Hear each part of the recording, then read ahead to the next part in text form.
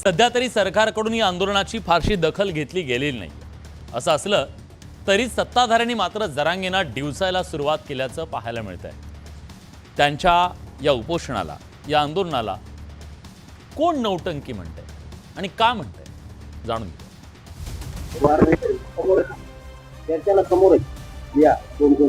मनोज दादा जरांगे पाटलांनी पुन्हा एकदा उपोषणाची नौटंकीचं हत्यार उघडलंय। मला मनोज दादांना विचारायचं आहे की तुमच्या आकाचे आदेश आहेत का? मनोज जरांगेंच्या आमरण उपोषणाच्या तिसऱ्या दिवशीही सरकारकडून जरांगेंच्या आंदोलनाची दखल घेतली गेलेली नाहीये। औपचारिकता म्हणून मंत्र्यांकडून जरांगेंना आवाहन केलं जातंय, पण चर्चा किंवा संवाद करण्यासाठी अजून शिष्टमंडळ आलेलं नाही। त्यामुळे आता जरांगेंनी सरकारनं चर्चेसाठी त्यांचं शिष्टमंडळ पाठवावं असं वक्तव्य करत सरकारला इशारा दिलाय। समोरच आहे ना, मागून वार नाही करीत मी। 10% न मागितल्याला दिलं म्हणजे पाठीत खंजीर खूपच न म्हणते वार नाही करीत। समोर या कोण या बाकी मग वार नाही करीत। न 10% देऊन बळत 10% टाकलं हे वार नाही करीत। जरांगेंनी सरकार आणि मुख्यमंत्र्यांना लक्ष केल्यानंतर आता भाजप आणि सत्ताधारी आमदारांनी थेटपणे जरांगेंवर हल्ला चढवायला सुरुवात केली आहे। निवडणुकीआधी ज्या नेत्यांनी जरांगेंना त्यांच्याच भाषेत उत्तर दिल्याचं दिसलं, त्यात प्रसाद लाड यांनी पुन्हा जरांगेंना डिवसलंय।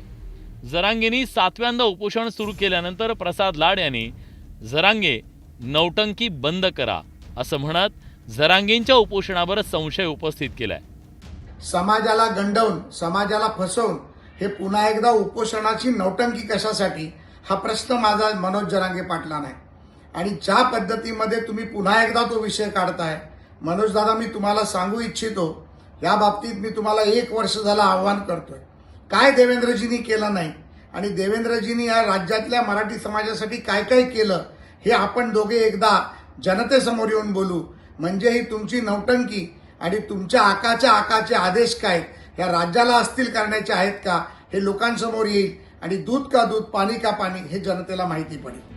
प्रसाद लाड यांनी उपोषणाला थेट नौटंकी म्हटल्यानंतर जरांगेंनी प्रसाद लाड यांच्यावर जोरदार पलटवार केला। जरांगेंवर टीका केवळ सत्ताधारीच करतायत असं नाही, तर ओबीसी आंदोलक नवनाथ वाघमारे यांनीही जरांगेंवर निशाणा साधला। मनोज जरांगे स्वतःचं अस्तित्व टिकवण्यासाठी लढत असल्याचा आरोप वाघमारेंनी केला। मनोज जरांगेची ती नौटंकी असू शकते, कारण मनोज जरांगेची दुसऱ्या तिसऱ्या ज्यावेळी जरांगे 15 दिवस उपोषण करत होता त्यावेळी त्याची तब्येत खालावत होती, आता तिसऱ्या दिवशी तब्येत कसं काय खालावू शकते? खरं तर जरांगे अस्तित्वासाठी लढतोय। स्वतःचं अस्तित्व मराठा समाजातून संपलेलं आहे। मराठा समाजामध्ये त्याला म्हणजे काउंटर करण्यासाठी सुरेश धस नावाचा माणूस मराठा समाजाचा नेता झाला आणि सुरेश धस नेता झाल्यामुळे मनोज जरांगेला आता झोप येत नाही, म्हणून मनोज जरांगेंनी सामूहिक उपोषणाचं नाटक केलंय। खरं तर सामूहिक उपोषण करण्याची सुद्धा वेळ जरांगेला का आली? धस आणि जरांगे हे जे आहे, हे दोघांची मी तुम्हाला अगोदर सांगितलं, मिकी माऊस क्लब हाऊस सारखं झालंय। ते त्याच्या मागं, ते त्याच्या मागं, या दोघांची टग अँड वॉर आहे। ते त्याला वडायले, ते त्याला वडायले, त्याला म्हणतात रशी खेच, रशी खेच, रशी खेच। आणि त्याच्यामुळं हे सगळं जे आहे जरांगेचं आता पडदा पडलेला आहे आणि पडदा पडल्याच्या नंतर त्या कलाकाराला आता कोणी बघायला इच्छुक नाहीत।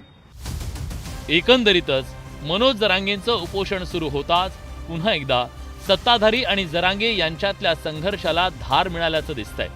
या संघर्षात पुढे काय घडतं, जरांगेंच्या उपोषणाची दखल सरकार घेतं की नाही याकडे सगळ्यांचं लक्ष लागलंय। Bureau report, news 18 Lokmat.